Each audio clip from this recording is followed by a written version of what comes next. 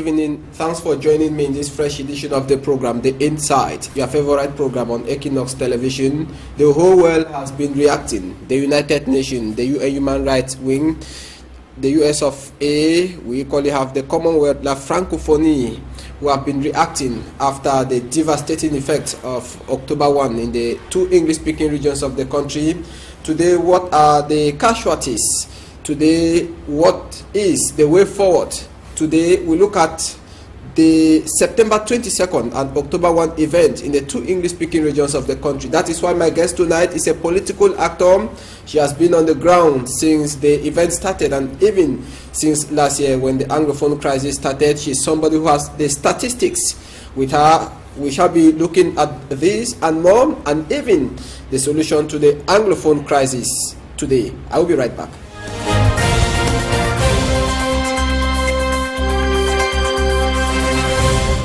Thanks for joining me. My guest tonight is the National President of the Cameroon People's Party, Edith KABANG. Good evening, Madam. Good evening. Good evening to all of the viewers out there. A very, very special, warm embrace to those families who have lost family members within the last weeks in Cameroon. A very special, warm embrace to the hundreds who are detained as we currently speak, and a warm embrace to everyone in the northwest and southwest regions, because everyone has suffered trauma, has really suffered trauma over the last few weeks. Now, you have been on the ground since the two incidents on September 22 and October 1. Tell us the situation on the ground. The situation on the ground, as you know now, we can say dozens of dead. We do not have an exact figure. We have had one NGO produce a list of 26 names. We have had various other sources confirm at least 19, 20 names. Many people are saying there are over 100 dead. Why are they saying this? They are saying this because people ran into non-inhabited areas. They ran into the bushes. Some of them ran being wounded. We have information that some of them were shot in those areas, and that is why when you go to the people who are on the ground, they tell you, they give you estimates of such large numbers. It is unfortunate. It is unfortunate that the government of Cameroon has continued with its habit where when there is an incident, the government who is responsible for us as citizens is supposed to be the person to give the body count. It's supposed to be, nobody is supposed to account for Cameroonians other than our government. Our government is supposed to say this number of Cameroonians died. But we saw this government during the Boko Haram crisis. We saw them during the Ezeka crisis. It is a government that does not like to account for its citizens and tell the truth. Communication Minister Issa Chuma Bakari said over 10 persons died. No, but that is unsatisfactory. It's unsatisfactory for government. Government is supposed to have every name of every citizen. In these situations, the institution that should have the most accurate information is government. We should all be going to government to refer. But on the contrary, government is talking about 10, when from the morning of the 2nd, we had 17 confirmed names already. That is those who were tracking and who were, almost everybody was clear on the 17th name. We had the 18th person who died on that morning of the 2nd. So government cannot be talking till today about 10 people. So what is the situation on the ground? We understand you have been advocating for the release of several persons who were arrested. I think aside from those who have died, there are people who are in very dire situation. Number one is the wounded. In many cases, we are getting reports of wounded who are being, many wounded did not receive treatment immediately, so that endangered their lives. Two is that we have wounded who have been kept away from their families. They are in hospital, they are being guarded, family is not having access, lawyers are not having access. This is unacceptable. Many other detainees are not having access to legal assistance. Lawyers are there, they go, they are not able to get the statistics from those who are detaining to know how many people are being detained. What are the names of the people you have detained in this incident? This is incredible, because even somebody who is a murderer has a right to legal defense, not to talk of these children who were on the streets peacefully. So we have already committed an abuse of human rights, and we are adding more by refusing them right to legal assistance. And finally, we have minors who are actually detained and who have continued to be detained. We have one report of a minor as young as 12 years old in handcuffs still being detained till now. We have a pregnant woman. This pregnant woman, to me, it is I think it is inconceivable, it is inhumane, because the Attorney General, state councils, political party leaders such as myself, army officials have all intervened for this woman to be released. And for some reason which we cannot understand, this woman was arrested inside her house. She was not on the street. Where? In Boya. She was arrested in Limbe, and she has been brought to Boya prison. Now, how do you discover that a woman is pregnant, and by the way, she has an 18-month-old child at home? Her name is Sola, and her husband Frank were arrested inside their home. The two of them were arrested, and the 18-month child was left alone. It was neighbors who came and collected that child. So you see, this behavior, even after the incidents of the first, leads you to feel that you are dealing with a completely inhumane government, a completely inhumane system. And they have already abused people's rights, and now they are adding more injustice onto that abuse. This does not all go well. When you do this, how do we build? How do we heal? How do we heal, and how do we build the future? And this is why I think we'll be discussing for the Cameroon People's Party, now more than ever, the political transition we have been talking about must happen in Cameroon, because there is no way with this current regime that we say we can build any future together.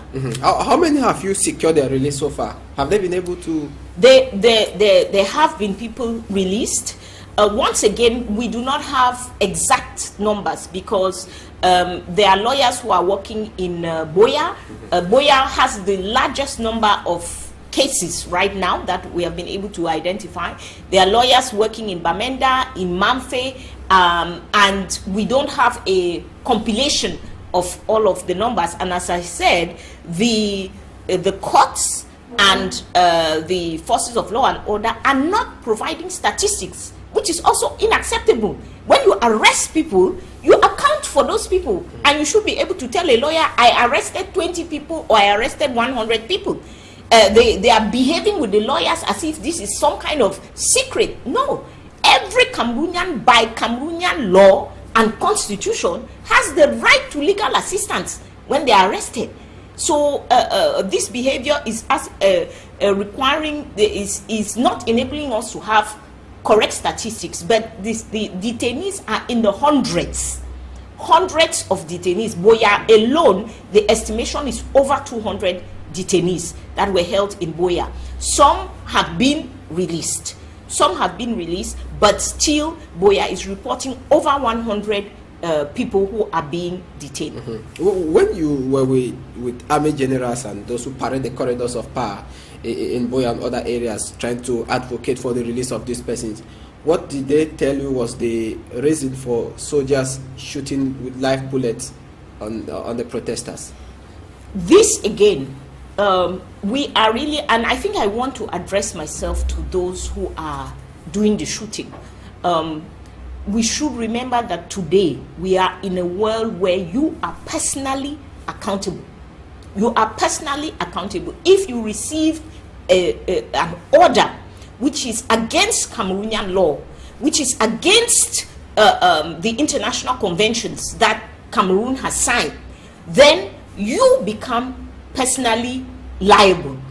We have had no explanation. Government officials are either lying, either they tell you that no, they had given the order not to shoot, but it is some recalcitrant soldiers who shot. But this is not true. This is not true due to the number of cases, the way that it was systematic. People were shot in Bamenda, they were shot in Manfred, they were shot in Boya, they were shot in Akwaya, they were shot in Ikiliwindi. So you cannot be that you gave orders not to shoot and yet people were shooting throughout the two regions that were concerned. One. Two is that if that had been the case, then now you will be taking very good care of those who were shot, because you as a government did not order for them to be shot. But government is not. Government is playing a hiding game. Some of we have reports of soldiers shooting and then hiding the corpses. That is what led to, for example, on Friday in Boya, Thursday or Friday, in Boya, 4 corpses being found. You know, I do want to say to the Cameroonian public, to those in the diaspora who may listen to us, please, you also do not inflate figures and put on the internet. This makes the work very, very difficult, because when we are confronting government, we need to be confronting them with correct facts, at least those we have been able to verify from the ground.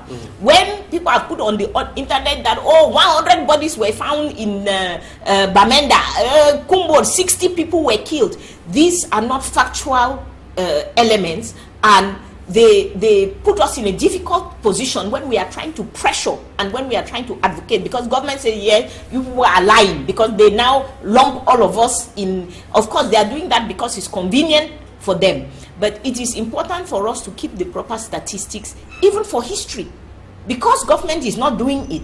Those of us who are on the ground, those who are working, the lawyers, the religious people, the NGOs, the political parties, we need to keep correct statistics so that we'll be able to tell the proper story of this period in our history. Now, did you expect such a manifesto or a protest to occur on September 22? That's the first. The second, on October 1.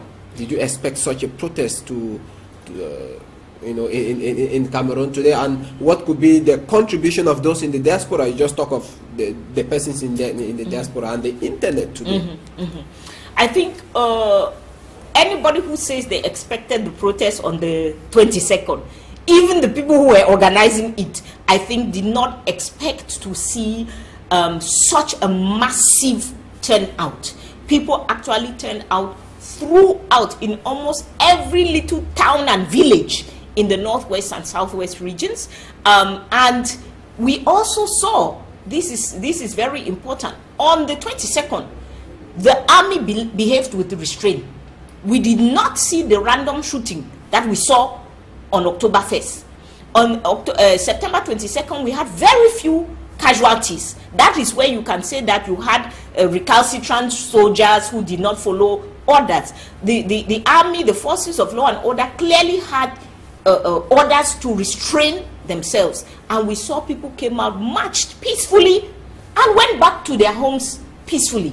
I don't know why on October 1st the government of Cameroon, the Biya regime, decided to shoot its citizens. So no, the number of people on the 22nd was unexpected, and I think as a politician, as you know, the Cameroon People's Party, we are for a political transition, national dialogue, and our position that we'll be going into that national dialogue with is what you can call a 10-state federation. Let's put it that way. I am just simplifying because we don't have enough time for us to explain. But for us, it is moving power and money from Yaoundé to the 10 regions of Cameroon and to the municipalities on the ground, so that development can go on, people can be autonomous, and so on. That is our position.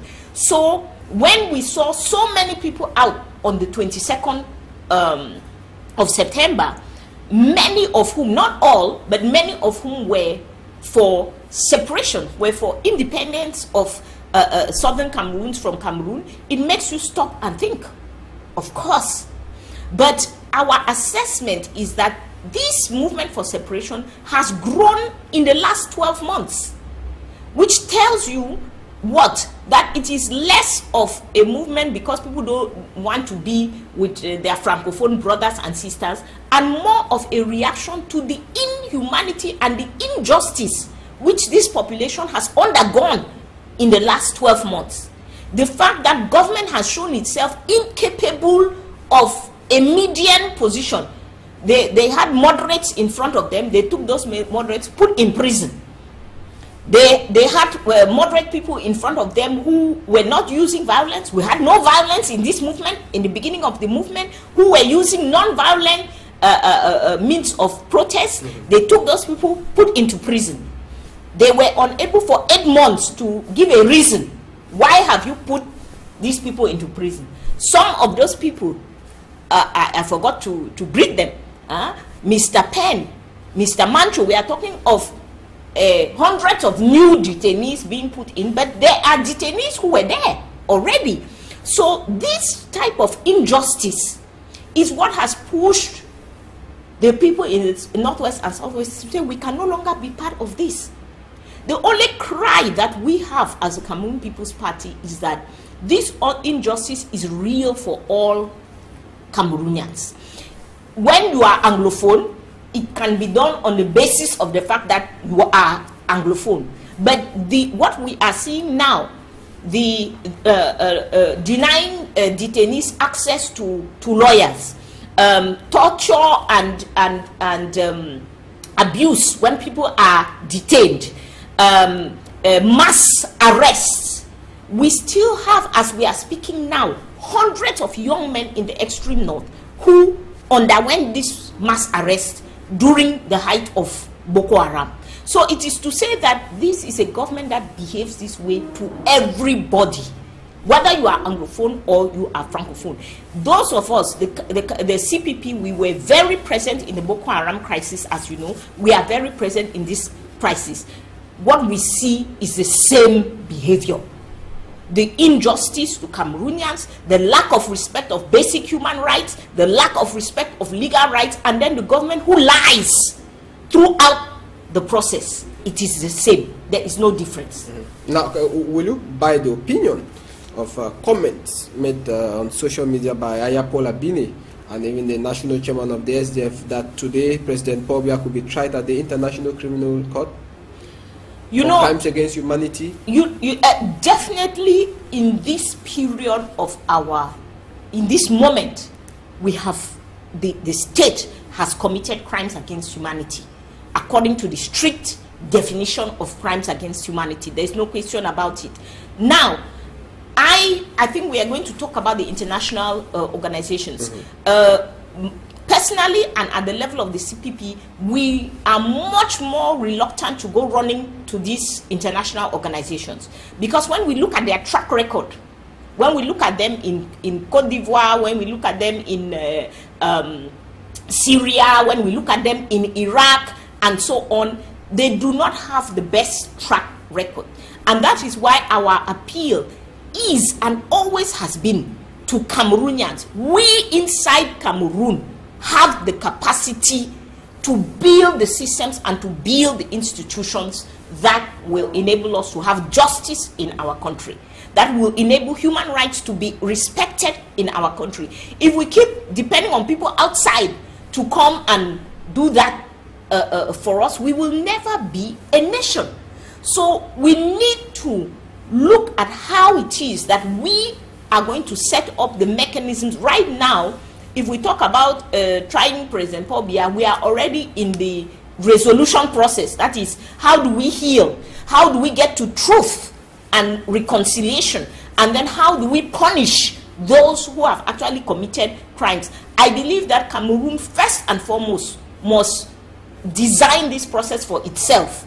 And then we can call on international bodies to assist us technically, because they have done this elsewhere around the world. But I believe that the challenge for us today as Cameroonians is that we stand up as one people to say, I don't want to live in a country where young men are shot because they went out for a protest. I refuse to live in that country. We should stand up as one people and say, I refuse to be in a country where a pregnant woman is arrested and kept under arrest for 7 days, even though she was not at the scene of any crime. I refuse to live in a country where hundreds of people are detained, and after close to 7 days, they have not seen a lawyer. They have not been had the possibility to have access to a lawyer. I refuse to live in a country where somebody is wounded. The law says when that person is wounded, it doesn't matter what crime they commit, they get treatment first, and then we will judge them later. So I refuse to live in a country where wounded people are being detained in cells and have not received medical treatment. This is what we must stand up for. If we don't stand up for this, we cannot talk of any country. We cannot call ourselves Cameroonians, because it means that we have accepted barbarity. The fact that we have people ruling us today who are inhumane, if we do not stand up as one people against that, it means that we have accepted that as our way of life. I don't accept it. You talk of political transition. Now this transition, who will ensure this transition in Cameroon today? Kawala becoming president of Cameroon? No. The immediate stake for Cameroon is not who will be the next political president.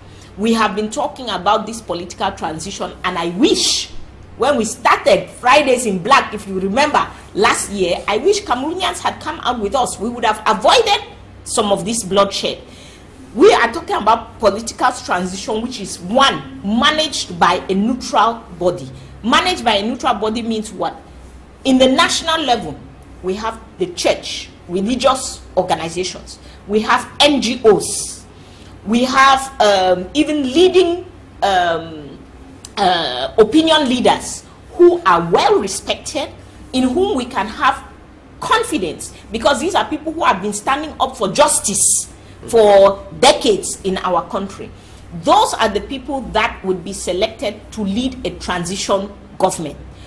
We can also ask for African assistance. We have African heads of states who have conducted a democratic process in their country, who have shown themselves to be people who stand for justice, who stand for basic respect of human rights, who stand for real peace and dialogue. These are the people who can help us to conduct the political transition. Step one of that political transition is national dialogue. Now, when we say national dialogue, because now dialogue is in the air, everybody is talking about dialogue. The government of Cameroon cannot convene and mediate a dialogue. Let me repeat that. The government of Cameroon, in the current state of affairs, the Biya regime, cannot convene and mediate a national dialogue. So there's need for a third party. That is a third party I'm talking about. So that is why I'm talking about within the country, religious institutions, opinion leaders, human rights defenders, whom we all respect. Who appoint them? Will it not be the government to still appoint? No. Once we talk about national dialogue, it means that we sit around the table, the current regime, the political parties, these religious organizations, and we make proposals and come to a consensus on the few people. It's not a government of 100 people. We are talking about 12 to 15 people who can lead us through this process. We have national dialogue. We have during that national dialogue, we are talking about what? One, the identity of the state. The identity of the state means we must discuss the Anglophone problem. We are talking about the identity of the state as concerns also the other parts of Cameroon. We are talking about the form of the state. That means, are we going to be a federation? If so, 2 states, 10 states, 4 states? Are we going to be 2 separate states? And for the Cameroon People's Party, those who are for separation must be at the table. They have shown themselves in the last few months to represent a significant number of Cameroonians. If we try to say, oh, the way government is saying, these are terrorists, and we want to keep them away, then everything we are doing will have no point. Okay, everybody must be at the table. Yeah, we shall be coming back to those solutions to the Anglophone crisis in the later part of this program. Let's now go to the machines and meet our reporter Roland Akong. He caught up with a political analyst who, of course, gave his own side of the story as far as he saw the 2 events that happened in the 2 English-speaking regions of the country on the 22nd of September and 1st of October. When we come back, we shall continue discussion. When we come back, we shall continue discussion with our guests. October 1, 2017 was pregnant with incidents and events unprecedented in recent memories in Cameroon. In the northwest and southwest regions, brutal confrontation between security forces and the population, peacefully marching with determination to make their feelings known about their country. And in the other regions, CPDM supporters calling them terrorists and secessionists, calling for restraint and dialogue. Critics consider the events in the other regions as grandstanding and void of intense reflection. To learn more about the incidents and events which are attracting different reactions, we approach a historian, political scientist to get his own reading. Yes, it has been a manifestation to attract attention to say we are Cameroonians, but we do not live in Cameroon like others should. We have heard parliamentarians east of the Mongo, let me say, much. In Garwa, in Marua, in the east, people are marching to say no to secession. I equally say no to secession, but they should equally add no to unnecessary declarations which radicalize the people. If Cameroon is one and indivisible, it is like a body. If one part of that body feels pains, it is the entire body who should be feeling the pains. Therefore, if the peoples of the northwest and southwest regions have overtly expressed their frustrations, Cameroonians should feel the frustrations. It is a Cameroonian frustration. One must not be a political scientist to know that the degeneration in the northwest and southwest regions follow years of callous mistreatment and discrimination in many forms. Our occasional expert agrees that reunification has not evolved into integration. We should be against all those extremists who want to burn down public buildings, who want to burn down the flag, who want to burn people's houses and burn students and prevent students from going to school. I consider those ones another bunch of extremists. But in the central government in itself, there are hardcore extremists who do not want to accept that there is a problem. I say they even dare challenge the President of the Republic, who overtly accepted that there is a crisis and that solutions will be provided. Zengwa recalls that there are laws and institutions concerning the reunification of Cameroon changed in subsequent statutes, not for legal but for political reasons. All available evidence also point to the lack of dialogue as another problem. Since independence to today, there has never been any dialogue in this country. Never been any frank dialogue amongst Cameroonians. I think and I recommend that the current crisis is a test of patriotism. It is a test of citizenship. It is a test of inclusiveness. It is a test on peace building. Cameroonians should come together and sit eyeball to eyeball and underline where the problem is and where the solution should come from. Increase dialogue and create an inclusive approach to national issues is the appeal from our occasional expert.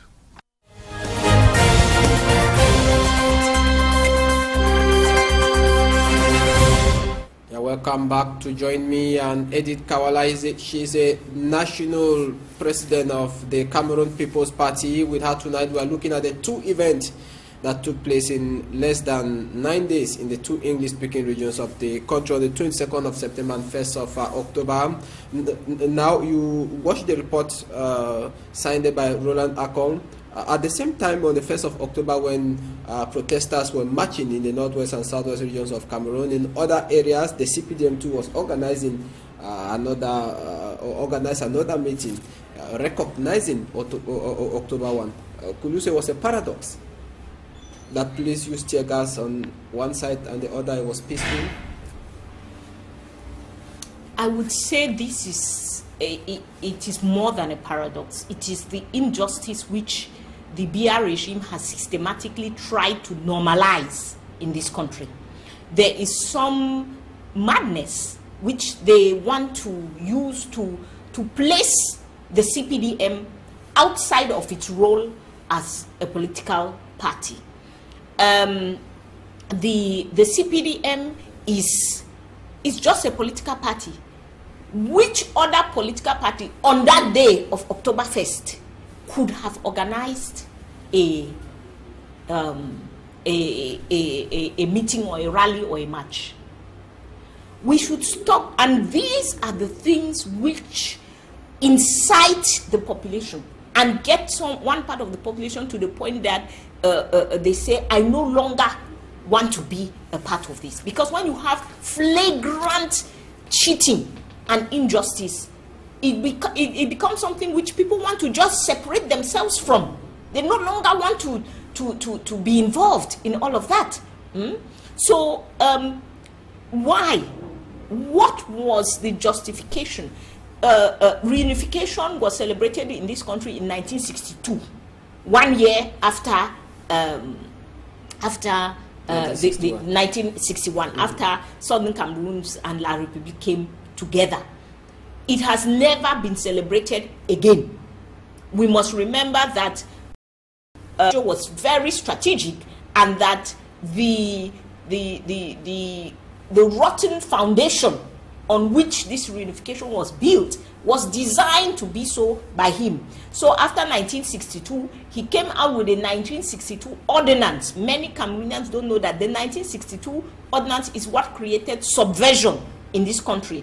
All political debate, all political discussion, anything that you said which was contrary to the opinion of the state became something which was against the state and that you could be punished for.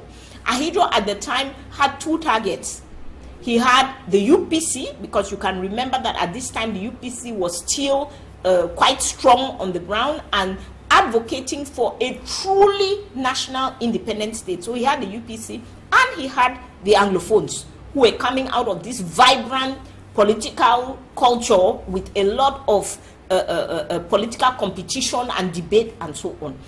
Now, when he did that in 1962, he put an end and started wiping out the dates and the elements that could remind people that we were actually two states that came together.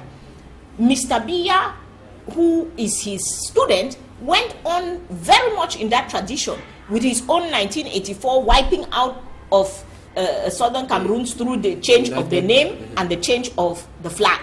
So why, after this tradition of non-remembrance, of not marking history, why this year is the CPDM coming out to march? And why the CPDM? Who are they to celebrate the reunification of Cameroon? So we have to stop mixing up things. CPDM is not the state, it is a political party.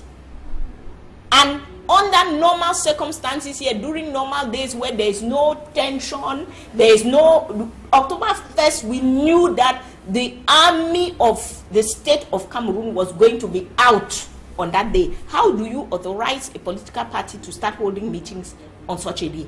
When we see here on normal days when nothing is happening, political parties are refused to hold meetings on the basis that you may disturb public order.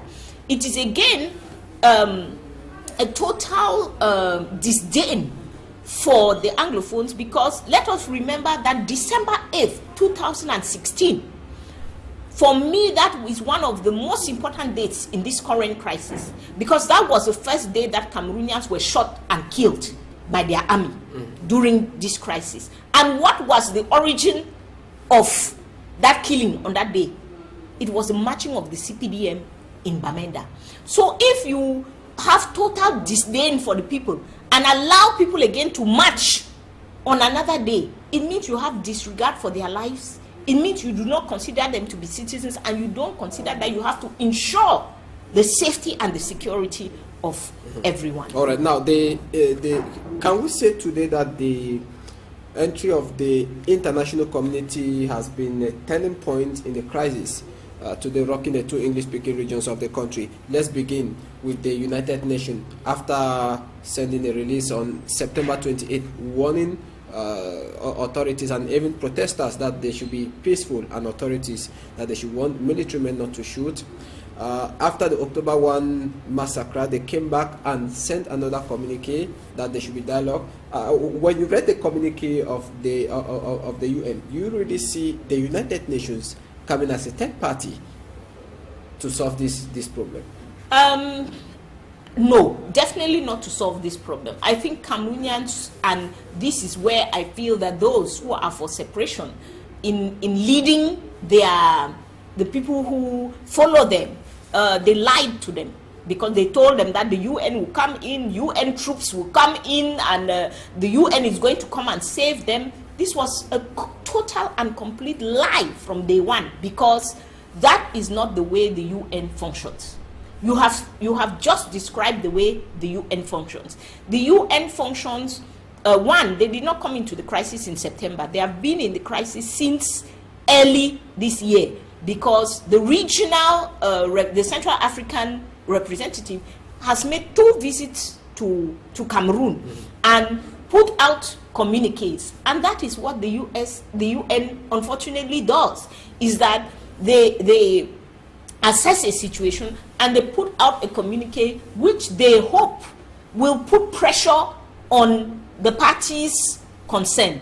And that is what they have done. Until right now, the situation in southern Cameroon has not yet become one that has gone to the agenda of the Security Council, of the UN Security Council, where you may now be considering further action beyond communiques. But what the UN does is to send out communiques. That is why, for the CPP, we suggest that Cameroonians should not be waiting for international bodies. The way the international community is set up, they are set up to not to be proactive, but to be reactive. It is when you have thousands of dead bodies on the ground that you see the international community coming in. We don't want those dead bodies. It is up to us as Cameroonians to stand up, to come together at this time. We at the CPP are really appealing. This is not a time for partisan politics. We'll do the partisan politics after the political transition. Right now is a time for us to come together and stand, whether we are political parties, civil society organizations, religious organizations. Religious organizations cannot afford to be silent at this time. We must all come together and say no. No to injustice in our country. No to inhumanity. No to any action which jeopardizes the lives of Cameroonians. And yes to a political transition. Religious leaders came out just 2 days ago. Yes, the Bamenda Diocese. Yes, bishops of the Bamenda Ecclesiastical Province. Yes. So we are the ecclesiastical province, not the diocese. So we are very grateful for that letter from the bishops, because it is the right kind of attitude. This is the second letter the bishops are writing. And they provided a lot of information. For some of us who had been tracking information on the ground, the bishops confirmed a lot of the information that we had gotten on the ground. So I think they are doing their job. These are their sheep. They are shepherds, and they are doing their job in trying to ensure the safety and security. However, it's time for them to go beyond. It's time for them to go beyond communiques as well. At this time, when a country is in jeopardy, all actors must come together. The religious organizations can no longer be afraid of us as political parties and say, go and stand on your side, civil society organizations on your side. No. To save our country, to stop any further killing, and to begin healing, because I am very afraid of what the government has done and the trauma that has been put on these 2 regions. can push people to even further extremes than what we have seen, and can endanger themselves and the country further. Also, if we don't stand up to this government will feel, we are hearing the government representatives all over the media trying to justify, instead of apologizing, instead of saying we made a mistake, we broke the law, and this is how we are going to fix it. They are trying to justify their actions, and they are lying to us. If we do not curb them, if we do not stand up as one people to curtail them and to tell them that no, one, this regime must go. It has killed Cameroonians. It has put the unity of Cameroon into jeopardy. It must go. Two, we must have a political transition, and this is the way that we are going to manage that transition. If we do not come together as all political parties, civil society organizations, and religious bodies, and concerned citizens. I am receiving messages from Cameroonians. Oh, Madam Wallah, I'm very concerned about the situation. Oh, Madam Wallah, I'm very worried about the situation. This is no longer the time for concern and worry. It's a time for action. Join a group. Join us at CPP. Don't like CPP, join us at Stand Up for Cameroon. You don't like Stand Up for Cameroon, join another group. Go to your pastor, go to your priest, and create a working group, and let's come together to save our country. That is the hour where we are. So you think the outing of the international community will have no impact? I think Cameroon. It is La Francophonie, which calls for school to resume, condemns violence and calls for dialogue. The Commonwealth calls for dialogue. The United Nations Rights Group calls for dialogue. But the United States of America, in the first statement of its outing, was very hard on the Cameroonian government. Yes. Do you see Donald Trump having an interest in what is happening in Cameroon? I doubt. So I think that we should understand diplomacy for what it is. These statements are good and they are useful.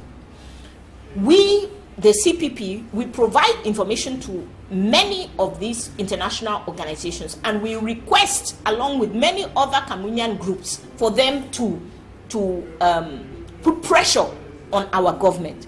So that is normal diplomatic action, and it must continue. It has its impact because the government of Cameroon, especially the BR regime, is sensitive to its image in the international community. But if we rest on our laurels and think that we will not stand up, we will not go out for non-violent protest, we will not stand up and speak, and we think that this will, international organizations are going to come and solve our problem in Cameroon, we are mistaken. So what they are doing is window dressing? No, not window dressing. It is international pressure. But if it does not meet national pressure, that is Cameroonians in all of the regions of Cameroon. We have had a very beautiful example from the Northwest and Southwest of people who believe in something, who have a vision for themselves, who have come out. I don't agree with separation, but I admire that courage to come out and to speak for what you believe in. This has been the CPP's courage throughout. We have always been coming out, and today we have a lot of the rest of the country, Francophones, who are saying this thing is wrong. We need to take advantage of this moment and actually have a political transition. But it will not happen. It is just like sometimes with the media, people come and talk on the media and then go home and sleep. The media is not sufficient. It's only one part of what you do. Being on social media is important, it's good, but it's not sufficient. The time has come when we must put all of these strategies together.